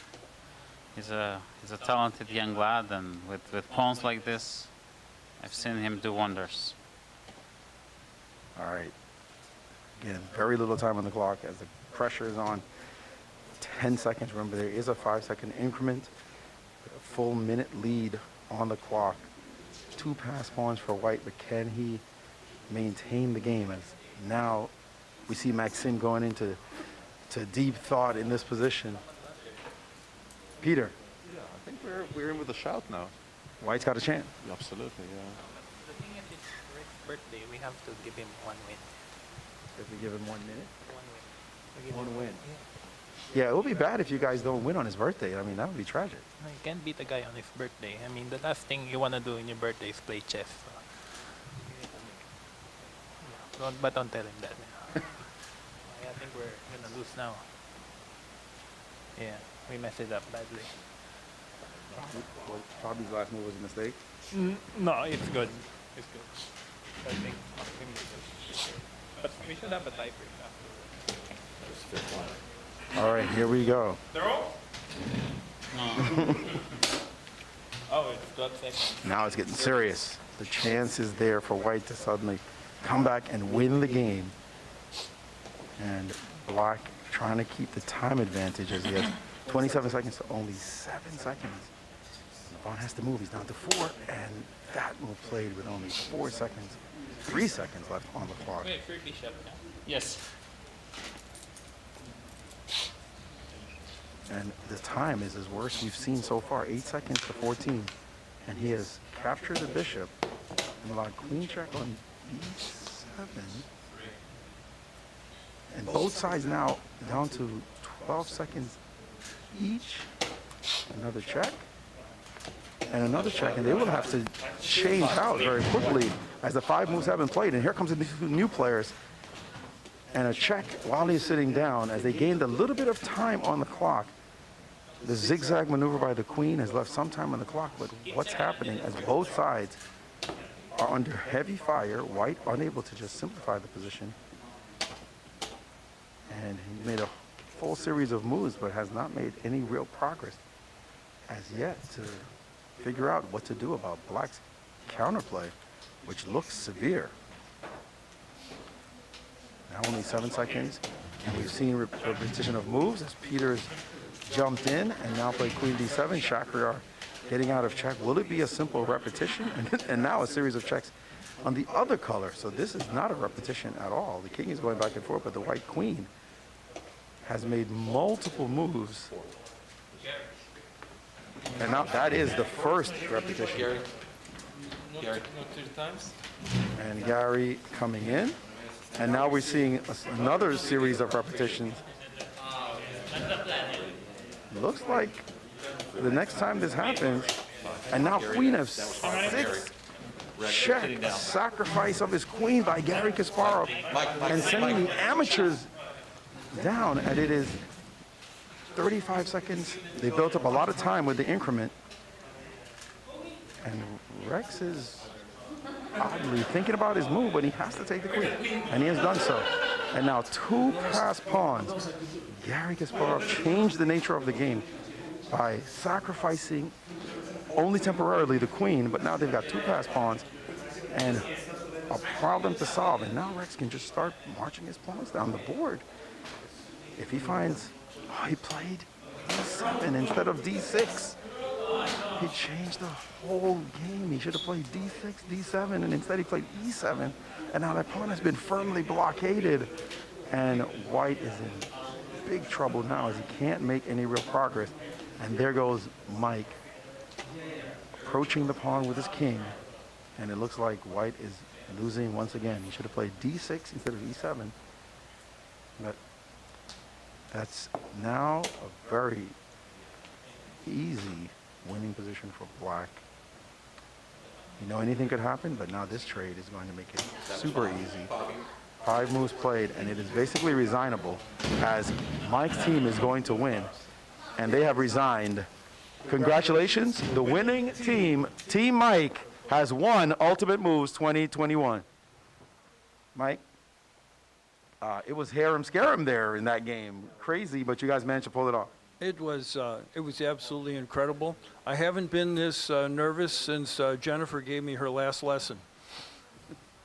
You have defeated Rex. You get bragging rights forever. How does that feel? It feels good, and I know it's not forever because he comes back really hard and really strong. All right, Rex, that was tough. I know, you know, it's not easy to interview after you're not the winning side. That was a tough game. Yes, it was a tough game. I congratulate my opponents. They got lucky. Oh, Rex, this was done on your birthday. Very celebratory moment. They don't know how to celebrate. Yeah, being beaten on your birthday is never fun. It's been done to me before, for sure. Okay. Was it hard to play on your birthday? No, it wasn't. And your feeling about this Ultimate Moves, something to continue in the spirit of having all these grandmasters come together and trash talk all the time? Yeah, I think it's wonderful. All right, well, that indeed was very exciting. There were some missed moves. It wasn't just Rex's fault. We saw Fabiano Caruana also make a mistake. Levon made a mistake, a couple more mistakes. But we have something very exciting to share with you right now. It is Rex's birthday, and we have a cake. We've got a cake. Rex, it looks like we need a lot more candles. Maybe just a couple more candles. Happy birthday, Rex. Indeed, we're lighting the cake. And seems to be a little bit of challenge on the cake lighting side. What is that device? That looks, oh, I've never seen that before.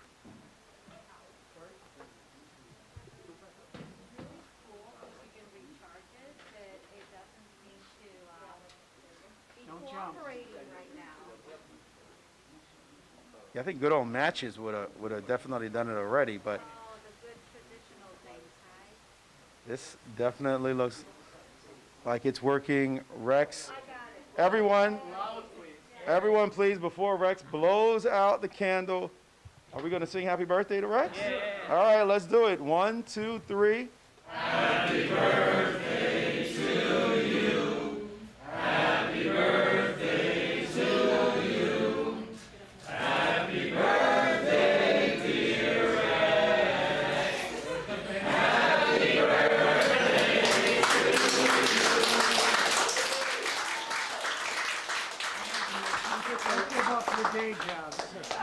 All right.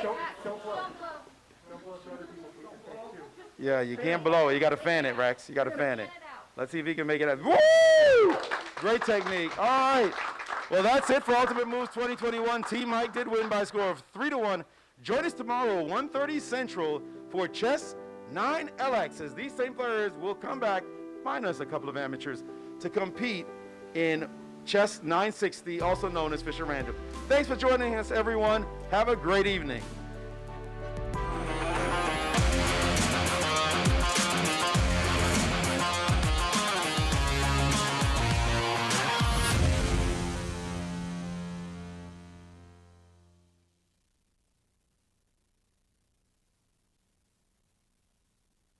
This has been a presentation of the St. Louis Chess Club.